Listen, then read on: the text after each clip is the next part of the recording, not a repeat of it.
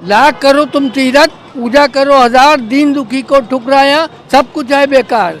खाली राम राम से कुछ नहीं होना है, जनता की भलाई के लिए काम होना है। नमस्कार, आदाब, सत श्री अकाल। मैं हूँ आपके साथ पूजा और अभी लखनऊ के अकबरी गेट नखास में मैं मौजूद हूँ और यहाँ पर जो आप मेरे पीछे देख रहे हैं अवधी फूड, ये फेमस है यहाँ का लखनवी जो खाना बोला जाता है।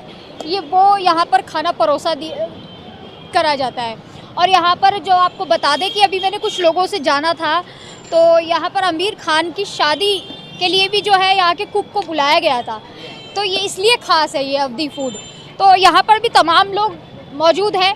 लखनऊ जो कि तहज़ीब का शहर है और नवाबों का शहर है और खाने पीने के लिए तो मशहूर है ही, लेकिन यहाँ पर माहौल चुनावी क्या है, चुनावी यात्रा जिस तरीके से अभी हम देख पा रहे हैं, तमाम रैलियाँ निकाल रही हैं, लेकिन देश में माहौल लग नहीं रहा है चुनाव वाला। अभी लखनऊ में जो है 20 मई को चुनाव होने वाला है, लेकिन उससे पहले यहाँ पर माहौल क्या है जनता से जानते हैं और चलते हैं उनके बीच। क्या नाम है सर? मेरा नाम आफ्ताब आलम है और मैं पूर्व में पार्षद रह चुका हूँ। पिछले साल चुनाव में मैं डिफीट खा गया था और मैं यहीं का नागरिक हूँ और लखनऊ वासी हूँ। लखनऊ वासी हैं, तो आप बेहतर बता सकेंगे मुझे कि यहाँ पर चुनावी माहौल क्या है अभी? चुनावी माहौल बहुत गर्म चल रहा है और सभी पार्टियाँ अपना अपना प्रत्याशी उतारे हुए हैं और काफ़ी ज़ोर शोर से उनका प्रचार भी चल रहा है। तो हम लोग तो देखिए समाजवादी पार्टी के कार्यकर्ता भी हैं, उसी से पार्षद भी रहे हैं, तो हम लोग उन्हीं के जीत के लिए मेहनत कर रहे हैं। तिकोनिया जो है गठबंधन, यहाँ पर टक्कर दिख रही है चुनावी, क्योंकि सपा से जो है ना मेहरोत्रा जी को उतारा है और बीजेपी से राजनाथ 10 साल से यहाँ पे सांसद भी है बतौर, उनको यहाँ लोग देख भी रहे हैं। अब बसपा ने भी जो है अपना प्रत्याशी उतारा है, सरवर मलिक। तो क्या लग रहा है इन तीन के बीच तिकड़म जो है? देखिए मुकाबला जो है कोई तीसरा नहीं है, दो प्रत्याशी हैं, राजनाथ जी हैं और या रविदास जी हैं समाजवादी पार्टी के प्रत्याशी, जिसमें कड़ा मुकाबला है। और हम लोग पूरी अपनी कोशिश से और मेहनत से ये चाहेंगे कि इस बार रविदास जी को माननीय सांसद बनाया जाए, क्योंकि पहले वो विधायक भी हैं हमारे मध्य विधानसभा से, लखनऊ से पश्चिम। और ये पश्चिम की हम लोग जनता जो है उनको, मध्य की सारी जनता उनके साथ है और उनको जिताने का काम करेंगे।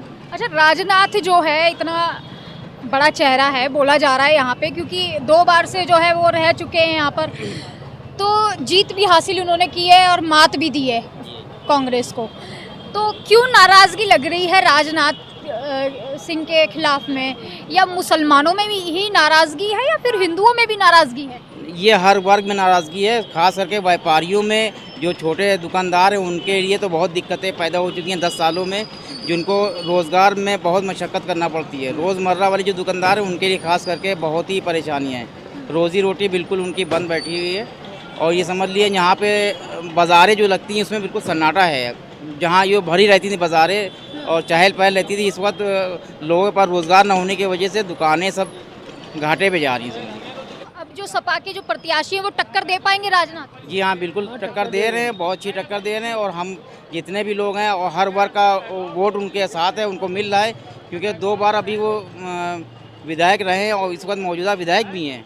तो पार्टी ने उनको भरोसा किया है और कार्यकर्ता बड़े उत्साहित हैं कि जिससे उनको आगे जिताया जाए और संसद में भेजा जाए। सर, क्या लग रहा है कि मतलब अभी जैसे सर से हमने बात की, तो राजनाथ सिंह जो है उभरा हुआ चेहरा है, बड़ा चेहरा है और 2 बार से जो है मात भी देते आ रहे हैं, तो क्या लग रहा है कि अब किसकी टक्कर होगी? देखिए ऐसा है कि 10 साल बहुत होते हैं, हाँ। बात समझ लीजिए आप।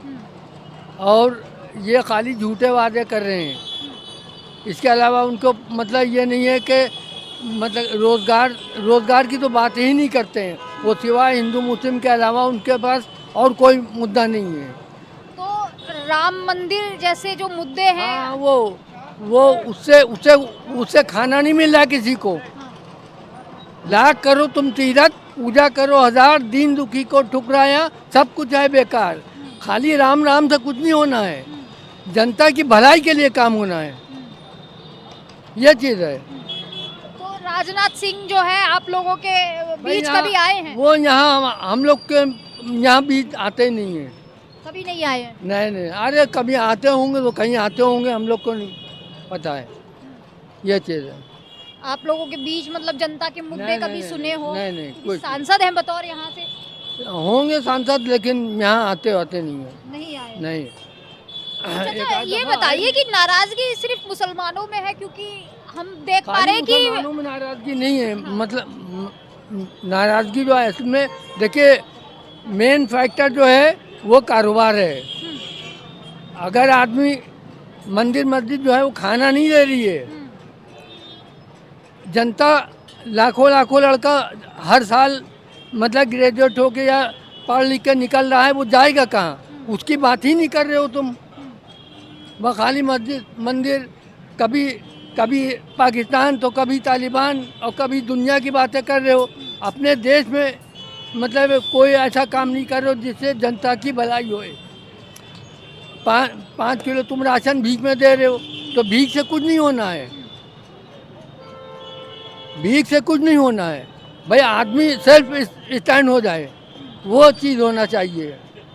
जब आप अभी व्यापार की बात कर रहे हैं तो हम अंदाज़ा लगा सकते हैं कि बड़े लोग ही यहाँ व्यापार करते हैं, लेकिन छोटे तबकों की अगर बात की जाए, जो पटरी रेडी लगाते हैं, जो अपना छोटा मोटा रोजगार करते हैं, जैसे रिक्शा चालक हो गया, तो उनका भी क्या हाल होगा अगर व्यापारी अरे उनका भी हाल अच्छा नहीं है, और उनसे बदतर हालात जो पढ़े लिखे हैं, वो जो रिक्शा चला रहे हैं, रेवड़ी लगा रहे हैं, उनसे बदतर उनका हाल है। पढ़ा लिखा तो सबसे बदतर है, वो तो फिर भी 1500 रुपये दिन भर में पैदा कर लेते। पढ़ा लिखा जो है 8000 10,000 की नौकरी मिलना उसको मुश्किल है, ये चीज़ है। पढ़ाई लिखाई करने के बाद मतलब उसका कोई रिजल्ट नहीं है, कोई रिजल्ट नहीं है, सब बेकार है। और जो मोदी सरकार कह रही है कि भाई रोजगार देंगे, महिलाओं के लिए काम वो करेंगे, तो 10 साल से कह रहे हैं। हाँ। वो तो 10 साल से कह रहे हैं, कहीं किसी को कुछ मिल रहा है? वो भीख में अनाज दे रहे हैं।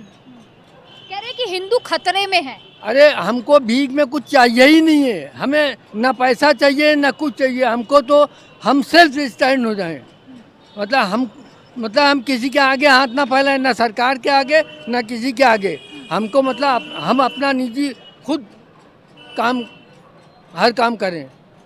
जी कहते हैं मैं मेरा चौथा नंबर है, अमेरिका रूस और चाइना के बाद चौथा नंबर है। पर कैपिटल इनकम में 151वां नंबर है हिंदुस्तान का।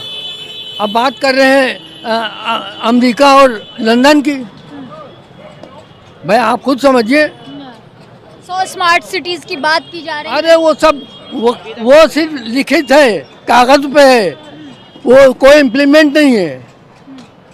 कह रहे हैं भैया, अब लोग ये भी कह रहे हैं कि अगर मोदी सरकार आई तो भैया लोकतंत्र खतरे में है और संविधान जो है खत्म कर देंगे, ऐसा लग रहा है। अरे अब ऐसा वो तो नेता जाने कि खत्म करेंगे नहीं करेंगे। कह रहे हैं ना बीजेपी नेता तो कह रहे हैं। अरे हाँ, जनता को इससे कोई मतलब नहीं। आम जनता को बस अपना रोजगार चाहिए, उसको नौकरी चाहिए, उसको शिक्षा में। संविधान तो हमें अधिकार देता है, अगर संविधान की अगर माने तो संविधान पे चल कौन रहा है इस वक्त? संविधान की तो धज्जियाँ उड़ाई जा रही है ना। संविधान से अगर चले, बाबा साहब ने जो संविधान बनाया, अगर उसको फॉलो किया जाए तो सब सुखी रहेंगे, सारा वर्ग सुखी रहेगा। लेकिन उसके विपरीत काम हो रहा है ना, तो इसलिए मतलब बदलाव होगा, बदलाव होना चाहिए। और ये सभी वर्ग की मांग है कि बदलाव होना चाहिए, और बदलाव होगा भी इस बार। मैंने इतनी सरकारें देखी हैं, मेरी इतनी उम्र आ गई है। और क्या उम्र है चाचा? अरे हम 50 क्रॉस कर गए हैं। अखिलेश से अच्छी सरकार यूपी में कि कोई नहीं चला पाया है, यूपी में कोई नहीं चला पाया। और जो बाबा बोल रहे हैं कि बाबा की सरकार, बाबा मंदिर में बैठे, हाँ। बस। चलिए, तो अभी देखिए हमने उन लोगों से भी बात की, हम आम जनता के बीच भी गए और ऐसे लोगों के बीच भी गए जो व्यापार भी करते हैं।